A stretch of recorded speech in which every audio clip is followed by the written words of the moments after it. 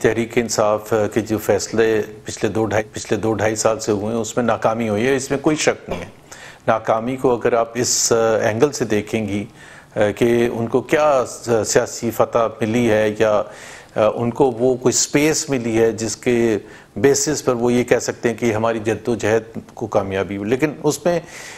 دیکھیں authoritarian country ہے Pakistan democracy index کے، دنیا کی ڈیموکریسی انڈیکس کے حوالے سے ان اتھارٹیرین جہاں جو کنٹری ہوتی ہے اس میں شارٹ ٹرم کسی کو بھی یا مڈ ٹرم میں کسی کو بھی اگر کوئی سیاسی جد و جہد کر رہا ہے یا ڈیموکریٹک سٹرگل کر رہا ہے تو نہیں ملتی۔ اگر آپ 1958 میں ایوب خان کا دور لیں گی تو ظاہر ہے 1960 کے اراؤنڈ سارے پولیٹیشینز جو تھے بین ہو چکے تھے، سارے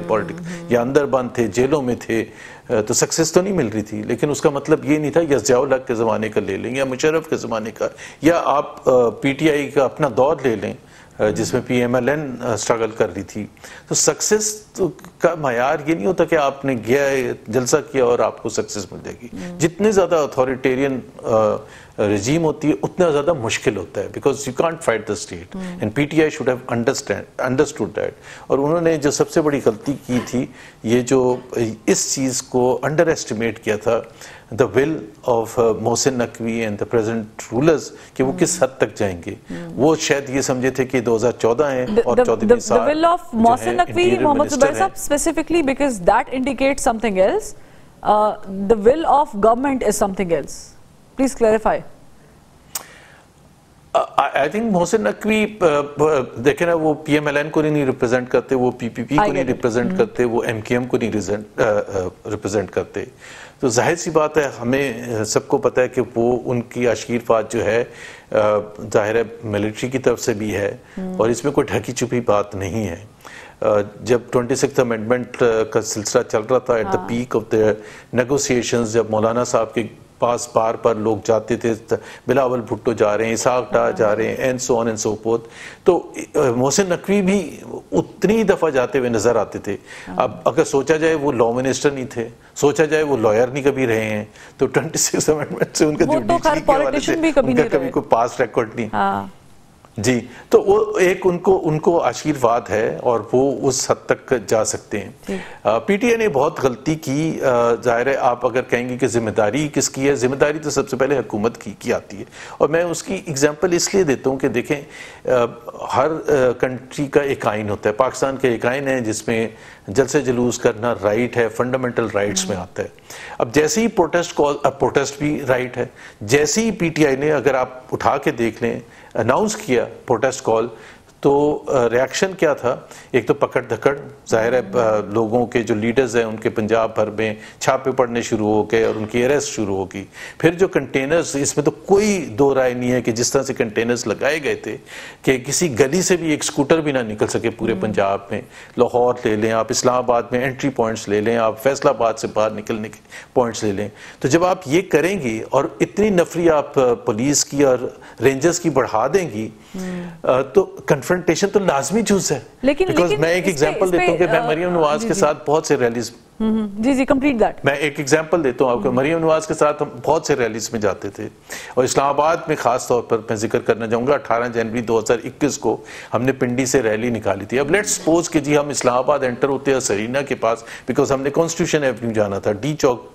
کے اندر بلکہ جانا تھا، بالکل پارلیمنٹ کے پاس، تو اگر وہاں نفری ہوتی پولیس کی اور رینجرز کی اس تعداد میں جس تعداد میں اب تھی، وہاں تو ایک پولیس والا بھی نہیں تھا ویسے، اور کنٹینرز لگے ہوتے، تو کیا مریم نواز کہتی ہیں کہ اچھا ہم آگے نہیں جا سکتے تو واپس آ رہے ہیں؟ She would have urged her supporters and rightly so and the leadership کہ جی ہم اس کو کسی نہ کسی طرح سے عبور کریں۔ جب وہ عبور کرنے کی کوشش کرتے ہیں تو کنفرنٹیشن ہوتی ہے۔ اس میں ایک گٹس کی اور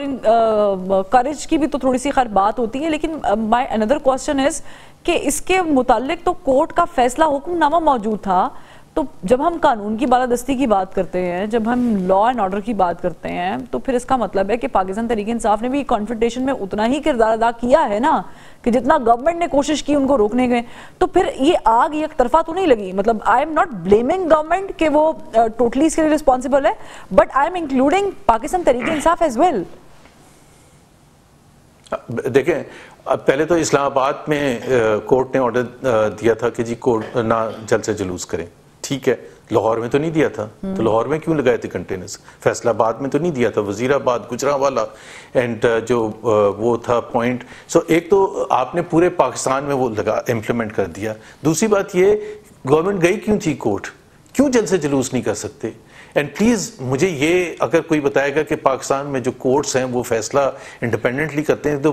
نہیں, وہ تو تاجر کورٹ میں گئے تھے اسلام آباد ہائی کورٹ میں, انہوں نے جا کے کہا تھا کہ جی ہمارے کاروبار متاثر ہوتے ہیں. یہ ظاہر ہے کہ یہ تو انڈرسٹوڈ سی بات ہے, رائٹنگ آن دا وال ہے کہ کاروبار تو پھر بہت برے طریقے سے, کاروبار تو اگر پھر تو اپنے آپ آئین سے ہی نکال دینا کہ آپ جلد سے جلوس کریں گے تو کاروبار تو متاثر ہوگا. اس لیے تو ایوب خان جو آئین لے کے آئے تھے اس میں جلد سے جلوس کی اجازت نہیں تھی. اچھا لیکن محمد زبیر صاحب وہ جلد سے, آپ کو بھی پتہ ہے محمد زبیر صاحب, وہ جلد سے جلوس کے لیے نہیں آئے تھے, وہ تو ایک ایسا پریشر بلڈ کرنے کے لیے آئے تھے کہ ایسا لگ رہا تھا کہ وہ بشرا بی بی صاحبہ قیادت میں عمران خان صاحب کو جیل سے باہر نکال کے لے جائیں گی. کوئی بہت ہی نیکسٹ لیول ہالی ووڈ فلم شوٹ ہو رہی تھی.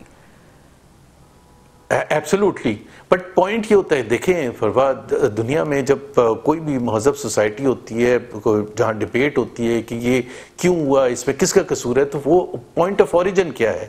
وہاں اس پر جاتے ہیں. پوائنٹ آف اوریجن کیا ہے؟ بنگالیوں نے جب اپرائزنگ کی تھی تو پوائنٹ آف اوریجن یہ تھا کہ ان کے ساتھ ناانصافی ہوئی تھی. اور آج کا ماحول لیا جائے اور اس قسم کے کویسچنز لیے جائیں تو بنگلہ دیش آزاد ہوتا ہی نا, کیونکہ ظاہر سی بات ہے they had to get up to fight, physically fight for their rights.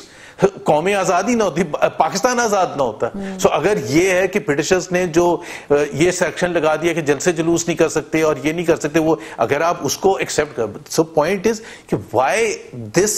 Event took place in the first place. کیا کوئی انصاف کا طریقہ کار ہے فیبری 2024 کے الیکشن کا؟ اگر آپ کے پاس کوئی ایسا طریقہ ہے, جو آپ نے سوال اپنے انٹرو میں بھی کہا تھا کہ جی کیا حکومت سے بات چیت کرنے کے لیے تیار ہے پی ٹی آئی, بالکل کرنی چاہیے بات چیت پی ٹی آئی کو, اور ملٹری کی طرف نہیں دیکھنا چاہیے. آئی ٹوٹلی اگری, بٹ کیا حکومت انصاف مہیا کرنے کے لیے تیار ہے 2024 کے الیکشن کے حوالے سے, ان ٹرائبیونلز کے حوالے سے جنہوں نے ابھی فنکشن ہی نہیں کرنا شروع کیا؟ اب 9 مہینے ہو چکے ہیں جس الیکشن کو, اور 6 مہینے میکسیمم پیریڈ ہوتا ہے آئین کا. سو آپ آئین کو رونتے چلے جائیں اور پھر ان ریاکشن لوگوں کو یہ کویسچن کریں کہ آپ کس طرح سے. جی میں آپ کی اس بات سے بالکل ٹوٹلی اگری کرتی ہوں محمد زبیر صاحب, لیکن اس میں ایک پوائنٹ یہ ہے, آپ نے نواز شریف صاحب کی مثال دی, ہم نے ذوالفقار علی بھٹو صاحب کو دیکھا ہے کہ ان پہ الزام لگاتے رہے ہیں کہ عامر کی پیداوار, عامر کی کیبنٹ کا حصہ, لیکن پھر وہ پلٹے, انہوں نے پھر اپنے ایک دکھایا کہ ریبیلیس ہونا یہ ہوتا ہے. اور پھر نواز شریف صاحب نے بھی 2017 میں, وہ مجھے کیوں نہیں کہا, ریبیلیس ہو کے دکھایا تھا.